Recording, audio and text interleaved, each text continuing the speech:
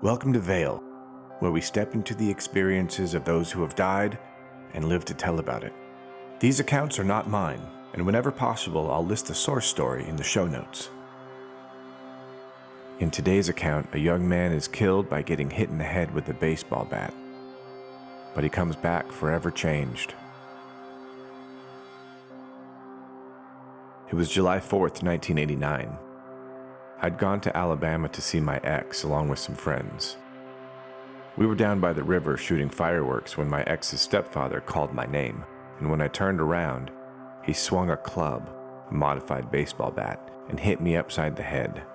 I fell into the river, and some friends pulled me out from the water and called for help. I was semi-conscious and remember no one was there except for a friend and his girlfriend. I don't remember being put into the ambulance, but I suddenly found myself watching and feeling the paramedics working on me. They cut my pants and shirt off, and then they used the paddles on my chest. It was very clear to me. I later was talking to a police officer, and he said, "You were dead. How did you know?" The incident doesn't end there. When I arrived at the hospital, I was in and out of consciousness and remember speaking to authorities about what had happened. The next morning, they came to tell me that I had spotting on my brain and my vitals were fluctuating. I asked first if I could call my mother. She affirmed with me that nothing would happen to me and I was in God's care. This was significant because my mom never lied to me, so whatever she said was matter of fact. As I was being transported, one of the nurses asked me if there was anything I wanted them to do should something happen to me. Without even thinking, I said, "Let the people know that did this to me that I forgive them." This was genuine and natural. In the back of the transport ambulance, I remember I felt an overabundance of love and peace. I thought, if I go, I'm okay. If I stay, I'm okay. The love was so intense, it was like I was embroiled in it. When I arrived at the other hospital, I remember being greeted by several nurses, male and female, all with angelic qualities. They were beautiful both in appearance and in the love they expressed. They ran more tests and started to prep me for surgery. The neurosurgeon then came into my room and said, "I can't explain this, but the spotting has completely dissipated." They kept me for observation. The following day, when I was released, I went to the hospital chapel room and went to the Bible. The passage I read talked about forgiveness. Later, a friend came to pick me up. She commented that something's different. "It's like you're glowing. I can feel love or something coming from you. It feels like Jesus is in the car." A few days later, I was tested by several people to cause harm to the person who did this to me. The state attorney was also wanting me to move forward and to give an account of everything. I decided to reach out to the person who caused the incident and ask them to cover any medical expenses. They responded with a very terse, "I should have killed you."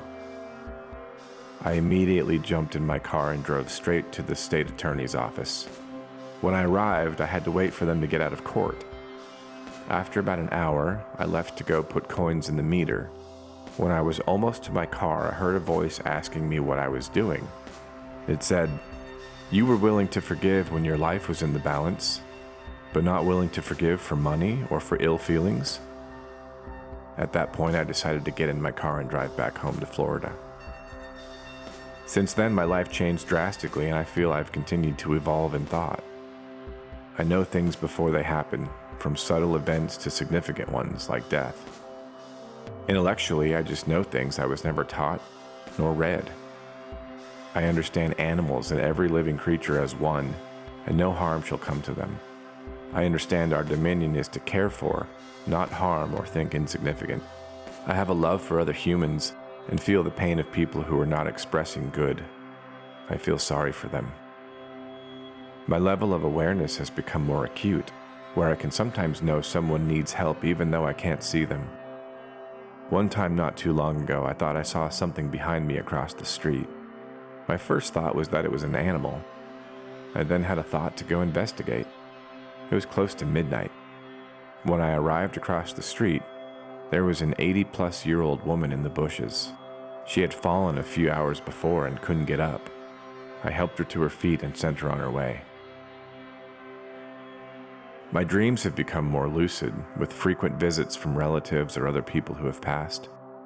They give me subtle messages. When I wake, I find myself having solutions to challenges. When executed, they get the exact result needed.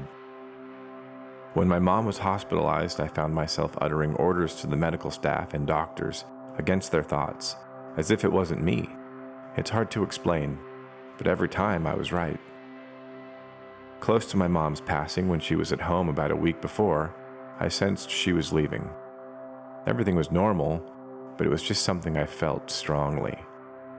In the last 48 hours she was here, I laid with her in her bed. We talked, but I was dismissive of what I was thinking. She passed early one morning. After she passed, it was like she was still looking at me. She looked fresh, and her eyes didn't see any terror, but they looked at peace and happy. Even though I experienced her death, I still longed for her to return. Almost immediately, she started appearing in my dreams. One time it was my mom, myself, and a strange woman I've never met before. We were moving down a path and ended up at the ocean. There have been multiple incidents where I felt her in the same room as me. One night I woke up in the middle of the night, sad, and I couldn't fall back asleep.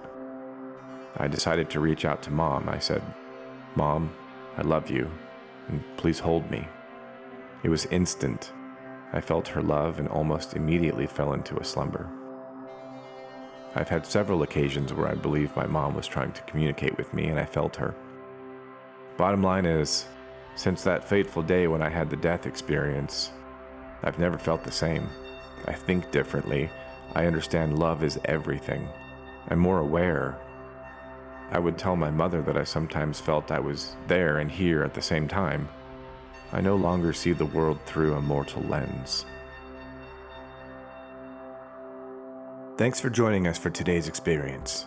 Be sure to like and subscribe for more content from Behind the Veil.